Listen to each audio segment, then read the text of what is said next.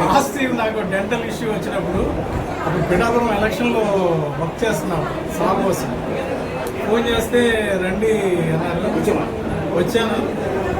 5 minutesలో treatment చేశారు. అసలు నాకు ట్రీట్మెంట్ చేశారా లేదా మాట్లాడుతూనే ఉన్నారు, కబుర్లు చెప్పారు. 5 నిమిషాలు అయిపోయిందండి అన్నారు.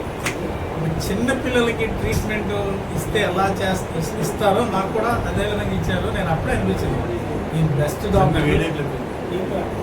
బెస్ట్ డాక్టర్ అయినా చాలా చక్కగా ట్రీట్మెంట్ చేస్తున్నారు.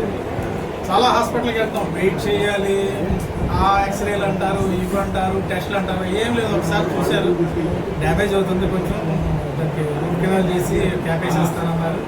అంతే. ఒక రోజు 10 నిమిషాలు ఉన్నాను, రెండో రోజు 10 నిమిషాలు.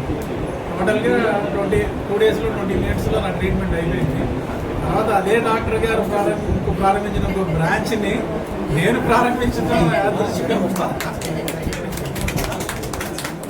ఈయన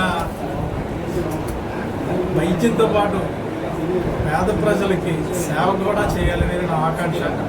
ఆయనకి కుదిరినప్పుడల్లా 3 నెలలకో 6 నెలలకో సంవత్సరానికో పేదలుండే ప్రాంతంలో డెంటల్ శిబిరాన్ని ఏర్పాటు చేసి హాస్పిటల్లో ట్రీట్మెంట్ చేయించుకోలేక ఆర్థికంగా ఇబ్బంది పడే వాళ్ళకి ఉండగా ఉండాలని, వైద్య సేవలు అందించాలని ఈ రోజున మీ అందరి ముందు ఆయన్ని కోరుతున్నారు.